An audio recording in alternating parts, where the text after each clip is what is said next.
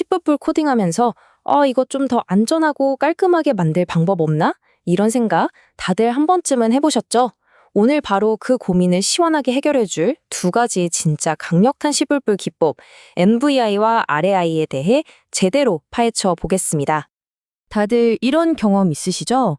진짜 공들여서 멋진 클래스 시스템을 만들었는데 고작 작은 요구사항 변경 하나에 전체가 와르르 무너지는 그런 상황 말이에요. 정말 악몽이죠. 이런 코드가 바로 개발자들을 밤새게 만드는 주범입니다. 그래서 오늘은요, 이 두 가지 큰 골칫거리를 해결해 볼 겁니다.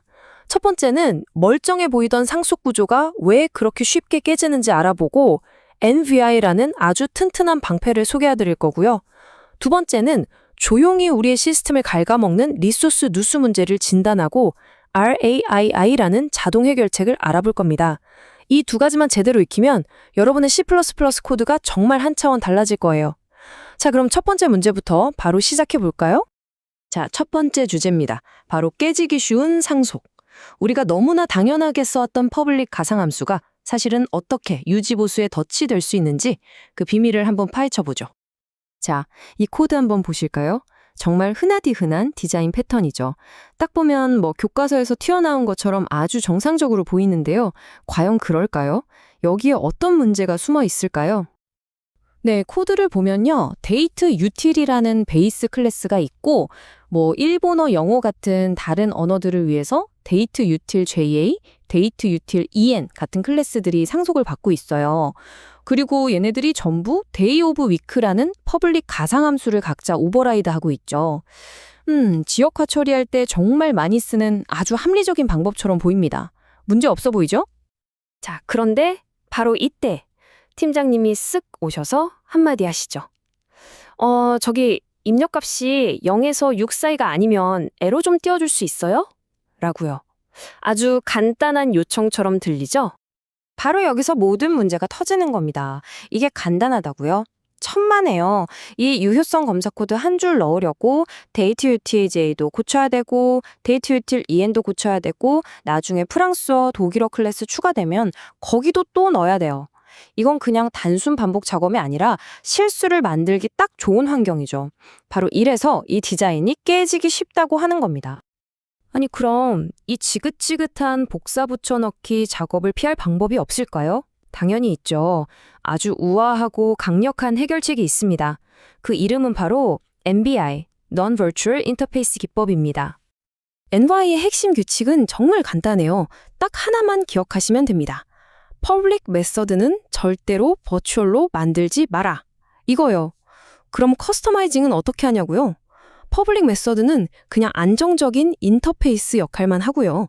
실제 각 클래스마다 달라지는 부분은 내부적으로, 그러니까 프라이빗이나 프로텍티드 가상함수에서 처리하도록 하는 거죠.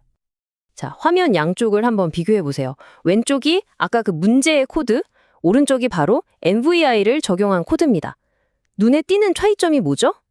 맞아요. 오른쪽 public day of week 함수에서 virtually 싹 사라졌습니다.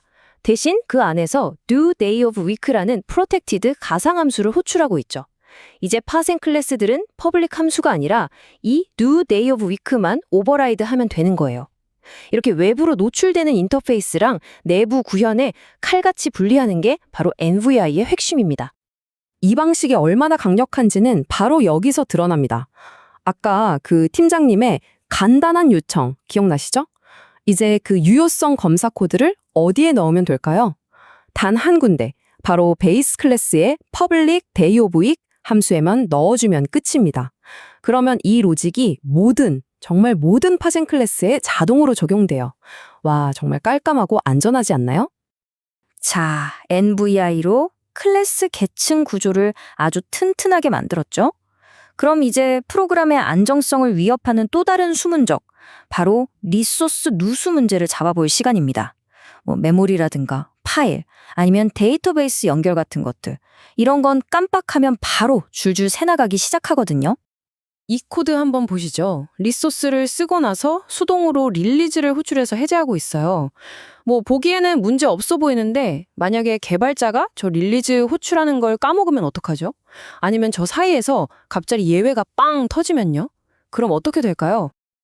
네, 바로 리소스 누수가 발생하는 겁니다. 저 릴리즈 코드는 영원히 실행될 기회를 잃어버리는 거죠. 이렇게 사람이 직접 리소스를 관리하는 방식은 예외 상황 앞에서 정말 속수무책이에요. 하지만 C++에는 이 골치 아픈 문제를 아주 근본적으로 해결해주는 정말 C++의 철학이라고도 할 수 있는 원칙이 있습니다. 그게 바로 RIII입니다. RII, Resource Acquisition is Initialization. 말이 좀 어려운데요. 풀어서 말하면 리소스 획득을 객체 생성에 묶어버리자는 거예요. 이게 무슨 뜻이냐면 객체가 만들어질 때 생성자에서 리소스를 딱 잡고요. 제일 중요한 건 그 객체가 사라질 때, 그러니까 소멸자에서 자동으로 리소스를 풀어주는 거죠.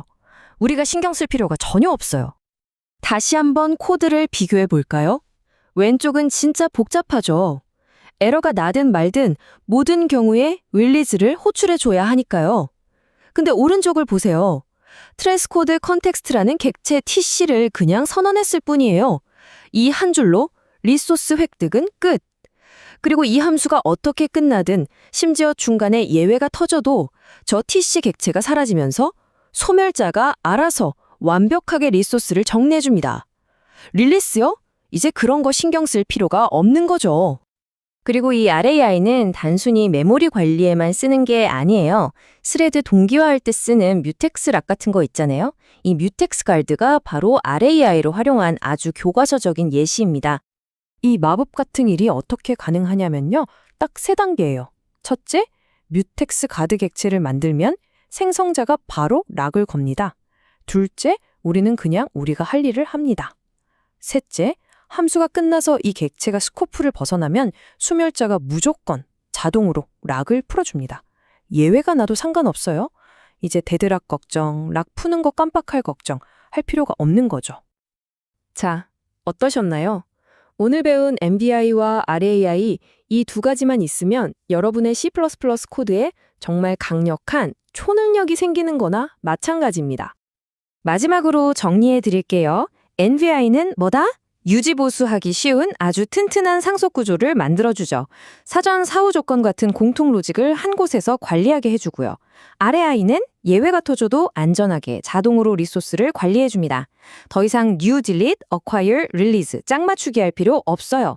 결국 이 둘은 우리 코드를 훨씬 더 깔끔하고 안전하고 프로페셔널하게 만들어주는 핵심 비법인 셈입니다.